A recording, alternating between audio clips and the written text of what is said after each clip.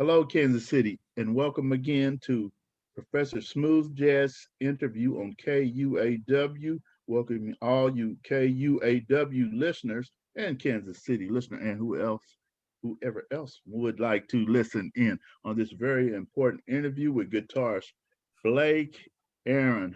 How are you doing, Blake? I'm doing great. Thank you for having me, Ricky. Oh, thank you for accepting the invitation You to give got me the it. You got it. opportunity to interview all these great jazz artists that I get to listen to and spin their music. And so now I get to talk to them. Getting this, Man, thanks, my Mr. pleasure. My Walker. pleasure. And I love Kansas City. I've got a few friends out there. A good friend of mine, Blair Bryant, is out from Oh yeah, Kansas. yeah. I've been trying to Yeah, catch up with, but I haven't. Well, since the COVID, we haven't seen each other in a while. So right. definitely. And so, Blake, would you like to tell us where you grew up, where you're from? A little information on you there. Sure, sure. I mean, I've pretty much always been around Southern California. When I was a kid, I was out in Virginia for a couple of years, but for the most part, all around the general LA vicinity, everywhere from, Inland Empire, Orange County, LA, Long Beach. I went to college in Long Beach. So just pretty much all around Southern California. But yeah, I grew up playing. You could probably tell I started kind of in rock and roll, and then I went from Mm-hmm. rock and roll to like funk and R&B, and then but I always kind of studied jazz throughout the whole thing. I was always had kind of interests in different things that I wanted to do. I was always fascinated in just all kinds of different music. So I've definitely done it all. Everything from playing rock on the Sunset Strip to as we talked about earlier. I had I was blessed to play with like Little Anthony and Mary Wells and the Drifters and the Coasters, and I did that actually right out of college, and that was such a great experience because it was just like diving into the deep end of the pool because even though I was kind of a school musician, there's nothing like actually being out on the road to really get that real experience, and that was great because I think a lot of the I was just kind of a young guy playing with these seasoned musicians, and they saw something, I guess, some potential in me, and they kind of took me under their wing, and I had to learn how to really groove and play in the pocket real fast, in order to hang with those guys. So, but through it all, I always had studied and loved jazz, and at some point later in my career, I kind of came back to my roots and started releasing CDs in jazz, and haven't turned back ever since. So when did you always have an interest in music? When did you start Pretty playing? much, yeah. I mean, I started playing when I was about 7 years old. I think Mm-hmm. for my dad was a kind of an engineer, scientist guy, real good at Mm-hmm. math and science. And I started when I was a real little kid. I started out doing that, thinking that I was going to follow in my dad's footsteps. But Mm-hmm. when I came to them, I was about 12 or 13 and told them I wanted to be a musician. I think I shocked them. So they, after a while, it kind of, sunk in that I wasn't going to follow in my dad's footsteps. Although I've always kind of been good at math and science. And that's actually kind of helped me in my music career as far as production and engineering and all the technical stuff. And there's a certain math to music, if you will. There's Mm-hmm. kind of Yes. mixing math and heart and soul, together comes Mm-hmm. out music sometimes, or it should in theory. So then they were kind of shocked and thinking, well, is this kid really have any kind of talent that, or are we going to have to support him? But Oh I yeah. think after I was about 17 or 18, I played a couple of gigs that they saw, and then I started to major in music in college, and I think they started to realize maybe he's got something, maybe he'll be okay. Mm-hmm. So did you start with the guitar first? Guitar. I mean, I Mm-hmm. played, believe it or not, flute for a minute, not long, a couple years. Played a little bit of piano, but guitar was always my main instrument. Okay. So tell me about this rock and roll career you had. You started out with. I 'Cause, did when I was in high what school. time period was this when you This started? is you know 80s. Okay. So I did a lot of that. I did that a lot of that 80s and 90s rock and roll stuff. Uh-huh. I had an original band. We did that, you know, on the Sunset Strip and did all these gigs. And we were there was a record label called Polygram at the time, Oh and yeah, yeah. Uh-huh. we were about to be signed to Polygram, but yeah, that didn't work out. The typical band disagreements, and we ended up, you know, typical soap opera story of a rock band. We ended up breaking up, and but I had so many other things going on at the same time. I always had an interest in being like a TV and film session guy, so I started doing that and went on the road with, you know, like the Gap Band and all kinds of different things. So I always had something in all these different directions going on at the same time. Okay, and then so when you first went to jazz, who were some of your influences? Well, I kind of went backwards in time because I, you know, as I said, I started kind of as a rock guy, but then I would slowly listen to guys that were rock but had more jazz influences. So I would listen to guys like Jeff Beck, who was rock but had some jazz influences. And then from there, I would, you know, people said, well, if you like Jeff Beck, you got to listen to Larry Carlton. And then if you like Larry Carlton, then check out Lee Ritenour, and then check out Pat Metheny. So, and then Pat Metheny kind of opened up a whole just like different world for me. And they said, well, if you like Pat Metheny, you got to listen to the guy who started it all, which is like Wes Montgomery. Oh yeah. So that was like, whoa, this is like a whole new thing, you know, for me. So it was such an amazing experience. A rock guy like me listening to Wes Montgomery or Pat Metheny or George Benson for the first time, and just really opened up, you know, my whole world of jazz. And so that's when I really started studying those guys intently, and that's when I went to college to major in music, and that's what really changed everything for me. Yeah, I was wondering if you was gonna mention Lee Ritenour. Now that was when he nicknamed Captain Fingers. He used to play for. Sure was. Now, did he play for Starship? Was it Star? Was what was that album called? Was Starship that he played for? Because I think. Jefferson. No, you're thinking of Craig Chaquico. Craig Chaquico. That's Craig Chaquico. Okay, but I know I had an album by him, and it was an album because it had to be around late 70s or something like the 80s or something. But it was called Captain Fingers or something like that. That's right. That's yeah. Now let's see. He ended up. Now I know Larry Carlton was with the Jazz Crusaders, right? Yes, he was. Yeah. Okay, yeah. Absolutely right. Okay. So did Lee play? Now I'm trying to see. And somebody played for Foreplay too. Who was that? Both of them played for Foreplay. Yeah, okay, yeah, I remember. Okay. Lee Ritenour was the first. Yeah, okay. Larry Carlton was the second. Yeah. Chuck Loeb, God rest his soul, was the third. And Paul now Jackson I think Jr. I think it's Paul Jackson Jr. He played some with them. I think he played with yes. And then they're also sometimes using a saxophone player. Yeah. So I was looking at your bios, what they did tell me about your full 5-length albums and also radio singers. Now, it says here, name one of the greatest treasures as a guitarist by Najee, and amazingly talented by Dave Koz. Guitars, Blake Aaron.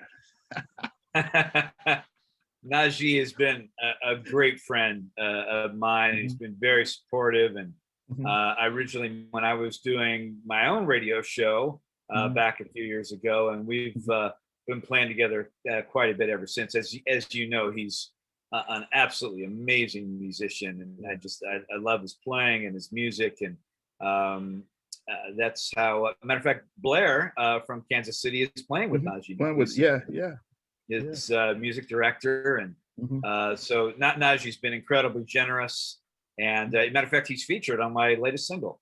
Yeah. man, he gets that young talent too. He does. Man, because I think Blair's what 25 or something when he started. I know he's so young and he's so good too, because he initially asked me, you know, what do you think about some of these bass players? And I said, you know, Blair's great. Give him a shot. And he auditioned a couple of guys, and Blair came down. And the reason I know this is the other guys in the band told me Blair came down and he absolutely nailed it the first time. They did one rehearsal. And they said they just did it from beginning to end of the show. He had it all memorized, and he just note for note, he had everything nailed. And they said it was just, you know, there's just no way that we could say no. You know, this guy was the guy, and now he's the music director. So he really came up because he plays like what 14 different instruments or something like that. Yeah, he's like the Stevie Wonder. He really is. Yeah, but nickname for him is the little Stanley Clark. Right. And Julian Vaughn from here is Wayman Teasdale. That's right. Yeah. Man, I heard him play one time, and I was like, yeah, that does sound like Stanley Clark, man. Yeah, he definitely has a lot of Stanley in him, for sure. 5 or 6 or 7 strings or something. He plays a couple of those different. Yeah. That's right. Yeah, now you also, man, on this 5th CD, that's Color and Passion on Intervision Records. You had Billboard singles that Groovers and Shakers. Yeah. And then I know I've been playing some, and let's see, what's another one? All for You, producer Darren Ron on Darren Ron was Darren Ron Shakers, and then Sunday Strut, guitarist Adam Hawley. Adam Hawley, yeah, we wrote that together. Okay, man, but there's this one selection. I'm going to ask you about this one. The James Brown. Oh, Godfather Brown. Yes. Yeah. Absolutely. Yeah. And I really like the cover caught me because I saw those shoes, you know, the two-tone shoes. Right. And I was like, oh man, what's this? I was like, so I said, is he talking about James Brown? Is that the Godfather you gotta give tribute to the man. I mean, he was, you know, he started everything as far as funky, anything that's funky, man. If it wasn't for James Brown, music would not be as funky as it is. Yeah. I grew up around that era. See, I graduated in 1972. Okay. So a lot of that rock, I mean, that was from Jimi Hendrix, Santana. Absolutely. Yeah. So, Jimmy was one of my first influences. I love Jimmy. He's still probably one of my favorite rock guitar players ever. He was just so innovative, and just the pure passion and emotion of what he played. No one was doing that in 1966, 1967. His band, man, his band though, you know. I mean, he also had a lot of those guys went on to play with other people too. Yes, absolutely. So you had this ballad that features, now let's talk about this 2-guitar, what's it called? That you don't do very often. It's the nylon strings and the horn-like guitar sync. Yeah, it's a guitar synth.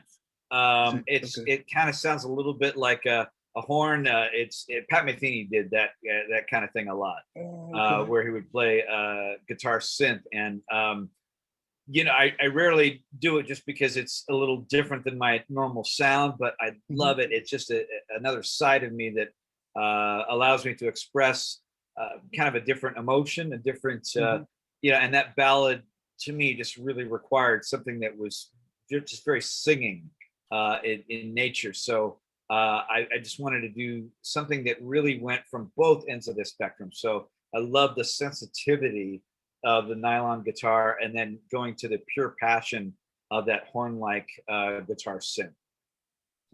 And so I see you got some of your guitars hanging up there. So you mostly like a rhythm type.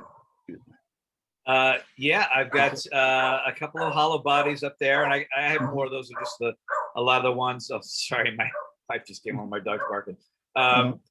I've got a couple of hollow bodies up there and an acoustic guitar. So, and then I've got a couple of acoustics, but I have a Strat, a Les Paul around the corner, and a lot of different guitars. Okay, so, and I was reading here, you also have some different genres, roots, reggae, also. But now, what selections were those that you had the roots reggae? Okay, on that, Weekend in Paradise as a reggae vibe Okay, to yeah, it. yeah. Okay, I remember that. Okay, yeah. Yeah, and then also Daylight has got a little bit of a Okay. Caribbean feel to it as well. And so, one song I liked that you did that was a cover song and it sounded a lot different. Sarah Smile. I remember. Yes, I loved it, and we do that live a lot. That is one of my favorite songs to do live. Yeah. Well, I enjoyed it too because after you hear something, I grew up listening to Hall and Oates, when they first came out, and that was one of their. And so then a lot of jazz musicians, when they do those cover songs, you're like, well, let me check this out and see how. So you guys just add your own little flavor to it to make it, even though you heard it a lot. I'm sorry. Then when you, even though you I grew up hearing it a lot, and then when I hear you guys do the cover song, you had your little flavor in there, man. I'm like, it's starting all over again. Oh, cool. Yeah. We done a couple of covers, and I wanted to make sure I showed respect and tributed the original artist that did it, but yet still made it my own. Same thing with Europa, one of my favorite ballads. To do live, and Carlos, of course, did it amazing version of it, and same with Gato Barbieri. But I wanted to do a version of it that was uniquely my own. Oh, okay. Now I was reading that you have a popular syndicated Blake Aaron Live with Tina Anderson that you had for what, 2 decades? No, we just did that for 7 years. I haven't done that for a little while now. We did stop doing that a few years back. That was a radio show that was syndicated from a station here called KSBR, and it was syndicated on a bunch of stations. At one time, we had about 25 or 30 stations playing the radio show, and it was that's actually how I met Najee, and it was great because it's a station that we just lived 5 minutes away from. It was perfect. They had me down as a guest a lot, just to come down and play and be on other people's radio show. And they said, you're really good on the air. You should think about doing your own radio show since you live so close. And I thought, really? Never thought about that. And I thought, but it would be so great to have a radio show with live music, like kind of almost playing a little jam session right there in a living room, that kind of a feel. And so I actually took some radio classes at college and learned how to run the board and all the technicalities behind radio. And I started doing that. I started doing that in 2008. And we had a weekly radio show. It was every Thursday for 3 hours. And every Thursday we would have a different guest come down. And the requirement was they had to bring their instrument, and we would just do it like a live jam session. Just either the two of us, or sometimes we would have a couple of guys from the band that would join us. But we had everybody on the show, from Boney James to Mindy Abair to Brian Culbertson to and even some people who weren't in the smooth jazz genre, like John Anderson from Yes, or Kenny Loggins. We had on the show. We had just about everybody you could possibly think of on the show, and it was great. It was really, it was cool because it's kind of musician to musician. So we would talk about all the road stories that they would have, and all the crazy things that would happen to them at concerts, and play a lot of their music. It was a lot of fun. But after about 7 years, and Tina was great. She was my co-host.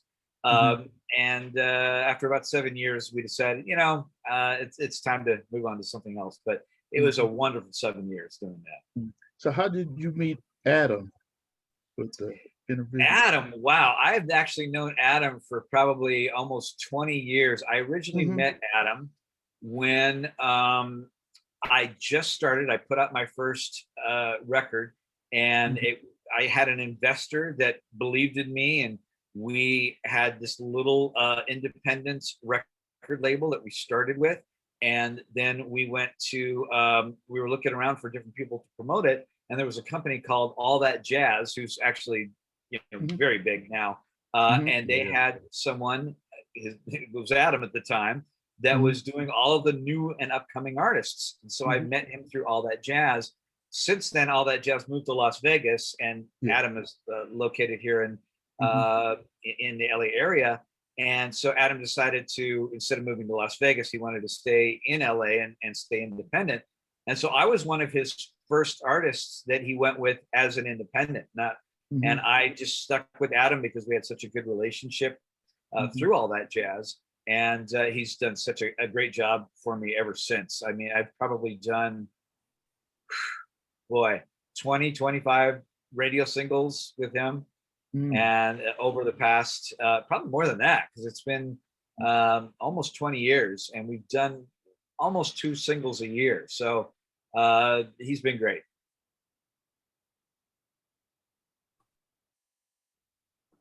Oh, I think I lost you. You're frozen. Looks like he's frozen. Uh-oh. Might have had the internet go. Uh-oh, yeah. Yeah, Rick. Oh, he's coming back. Look like okay. There he is. Oh, there we go. Yeah, you're frozen there for a second. Yeah, I kind of lost you for a little second. Okay. Where'd you leave off? Well, we were talking about Adam. Right. And you said for 20 years, you've been knowing him for 20 years and how you met him and stuff like that. And you were talking about the LA area. Oh, okay. So he was working with All That Jazz, and then because All That Jazz moved to Las Vegas, he decided to stay in LA, and I was one of his first artists that, after he went independent. He's done almost 2 singles every year for me ever since, and he's partially responsible for a lot of the success that we've had and the #1s and all that. He's been great. Okay. I was looking on this list. I see, is it Bernie Worell? Bernie Worell, yes. Yeah, from Funkadellics. He passed away. He passed away too, didn't he? I think he did. Yeah. Bernie? Yeah. Billy, I played with Billy Bass from Funkadellics as well, and I was really blessed, really, to hang out with a lot of those guys, and it's just I just find it fascinating to be in all those different worlds. I even played with, I don't know if you remember a band called Dynasty, but there was a time where Dynasty and Lakeside were touring together. I remember them. Yeah. With both of those bands. It's just, and that's, I mean, if it wasn't for hanging out with those guys, I wouldn't really, know how to play the funk side, because, smooth jazz, you got to have a jazz background for sure, but you also have to, have to have an R&B and a funk background. You really need because of the influence. You can hear it you can hear it in the influence, and now with bass guitars. Absolutely. You get because some people get confused with the bass and the guitar, because these guys. They can, yeah. So, man, and so many television shows that I was looking at, like Fox Mad TV, and I had to look at that Steven Seagal, Half Past Dead too. I was like, he's on there too, man. You were on a lot of shows. Dave Osborne, huh? Super Dave, yeah. But we actually even wrote a couple of those theme songs for. It was kind of all over the map early in my career. It's like, I want to be a studio musician. I want to be a film and TV composer. I want to be I kind of bounced around probably more than I should have. But to me, it was just so fascinating exploring all these different worlds of music. And so again, I was kind of blessed to be allowed to be in that part of music. I met a guy who was an up-and-coming film composer by the name of Greg O'Connor, and a friend of mine hooked me up with him, and we wrote a theme together for a cop show, and it never took off. It never did anything, but he got the gig as a composer for way back in the day. It was called Sunday Night Comics, and that was, they were working with Ben Stiller on that show. And so from there we did Sunday Night Comics together. Then we did the Ben Stiller show. And then those same guys who did that started working on Mad TV. And I did Mad TV for 15 years, all the guitar on that. And then we did movie stuff together. And then we started, writing some of the themes together. So it was, that was a great experience too. I haven't done a lot of TV and film in a while because I've been kind of more concentrating on myself as an artist, but those were some fun times. Okay, so out of the 5, so you have 5 full-length CDs. So which one would you say is the one you enjoy doing the most? Well, it's always, I think most musicians are always most proud of their latest one because it's always like, we keep thinking that we're hopefully going up a level. On the charts, I think probably, what was that? I say on the charts, huh? You talking about going on the charts, but also hopefully, musically it's getting better. And so I think I'm probably most proud of Color and Passion, but there's some songs on Soul Stories that are really very meaningful to me. Actually, there's a song called Story of My Life, which is not, it's not a radio single because it's not really a commercial song. It's a very long song too. But I play it live because it's just such a personal song and very emotional and passionate, and something that I'm able to really communicate to the audience. And it's interesting because it doesn't, live and radio don't necessarily always translate back and forth. Some songs that work great on the radio don't necessarily work great live, and vice versa. Songs that work great live don't necessarily work great on the radio.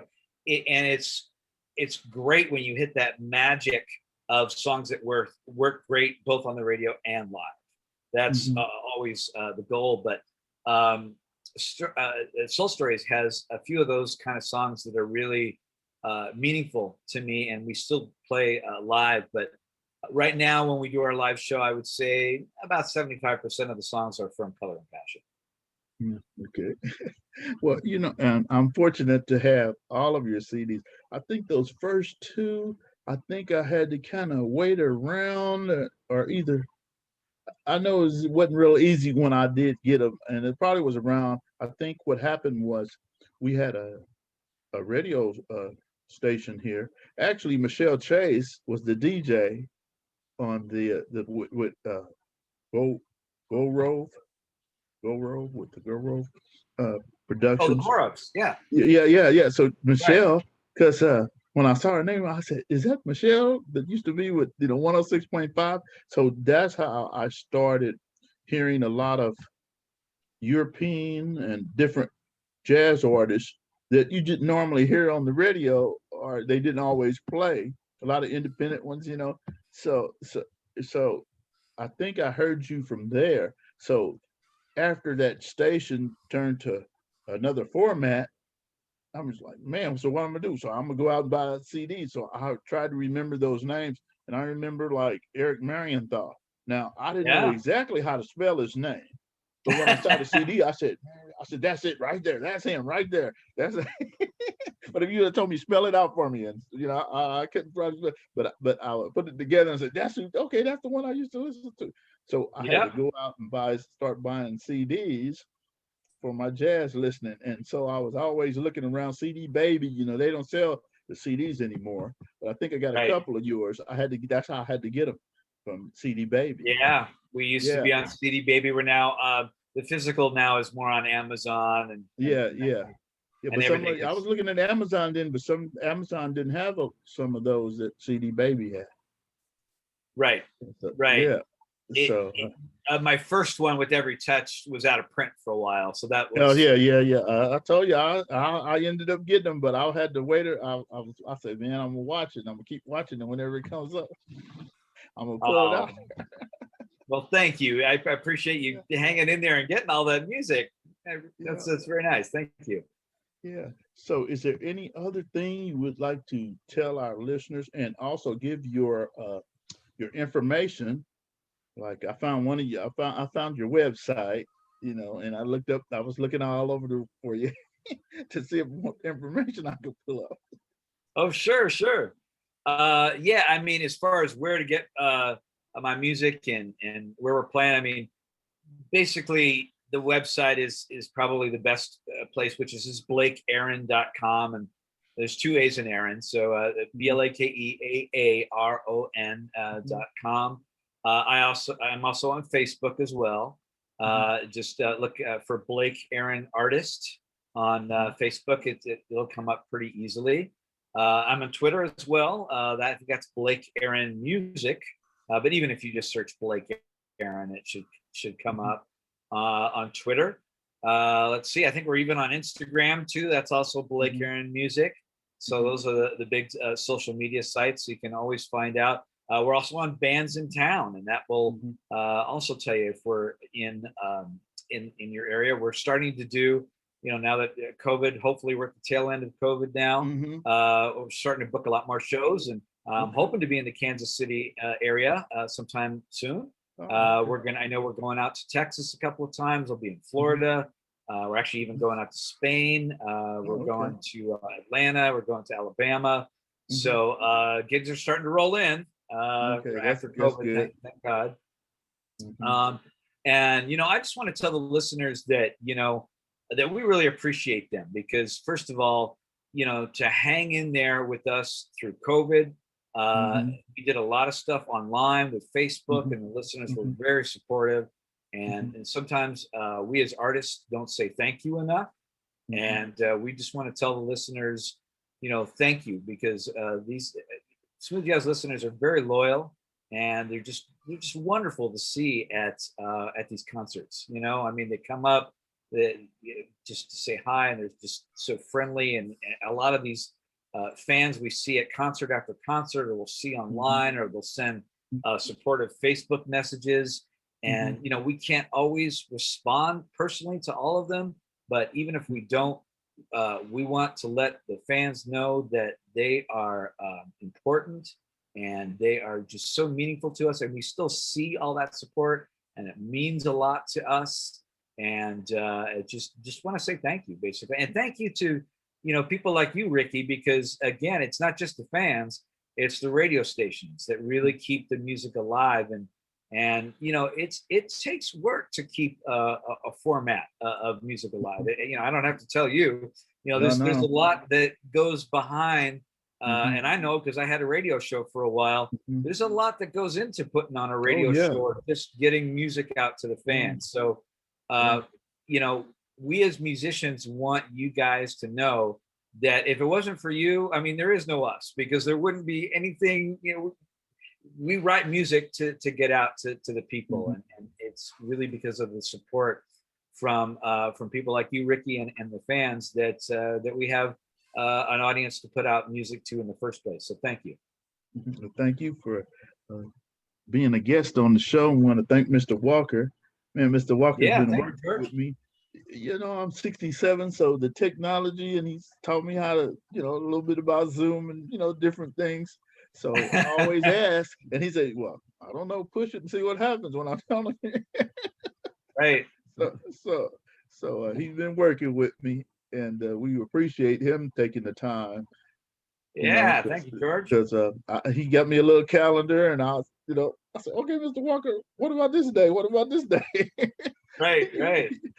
Can you help me out on this day? And man, he's always there, because he stays busy. He does a lot of that radio, man. I mean, running a radio station, that's a lot of work too, because I see all the things he has to do, and he doesn't have a lot of paid people to do this and do that and do this most of the time. Right. He's the paid. He don't get paid, but he's doing it.